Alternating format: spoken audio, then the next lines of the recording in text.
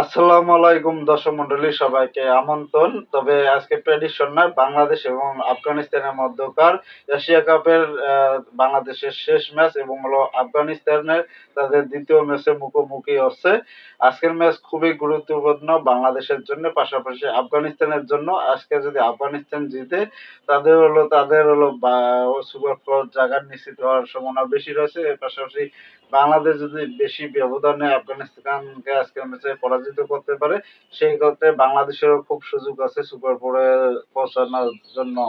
কিন্তু দ্বিতীয় ম্যাচে খুব বাজে ব্যাটিং করেছে। আপনাদেরকে আমি এর আগে প্রেডিকশনে বলেছিলাম যে বাংলাদেশ যে নেদারল্যান্ডের সাথে টি-টোয়েন্টি সিরিজের প্রস্তুতিমূলক ম্যাচ খেললো এশিয়া কাপের জন্য, সেটা কোনো কাজে আসে নাই। যত পাওয়ার হিটিং কোচ নিয়ে এসছেন আপনারা, কিন্তু ব্যাটসম্যানদের যদি পর্যাপ্ত সুযোগ না দেন তাহলে কি হবে, তারা হলো বিগ স্কোর করবে। সেটা যার কারণে হলো প্রথমে বাংলাদেশ ফিল্ডিং করে সবগুলা ম্যাচে, যার জন্য হলো দ্বিতীয় ম্যাচে তাদের এই অবস্থা। তবে প্রত্যাশা থাকে আজকে বাংলাদেশ যেন তারা হলো টসে জিতে ফিল্ডিং করতে সিদ্ধান্ত নেয়, তাহলে বাংলাদেশ উপকৃত হবে।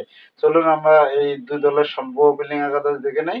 প্রথমে বাংলাদেশে আজকে সম্ভব ওপেনিং একাদশে থাকার সম্ভাবনা রয়েছে পারভেজ হোসেন ইমন, তানজিদ হাসান তামিম, লিটন দাস অধিনায়ক এবং উইকেট কিপার তৌহিদ হৃদয়, জাকের আলী, শামীম হোসেন পাটোয়ারি, মাহাদি হাসান, রিশাদ হোসেন, তানজিন আসাফ সাকিব, শরীফুল ইসলাম এবং মুস্তাফিজুর রহমান।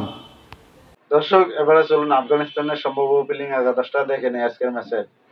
আফগানিস্তানের আজকে সম্ভব ওপেনিং একাদশ এমন হতে পারে: রহমতুল্লাহ গুরবাজ উইকেট কিপার, ইব্রাহিম জাদরান, সাদিকুল্লাহ অটল, গুলবাদ্দিন নাইব, আজমতুল্লাহ উমরজাই, মোহাম্মদ নবী, করিম জান্নাত, রশিদ খান অধিনায়ক, নূর আহমদ, এস গজনফার, ফজলুল হক ফারুকী।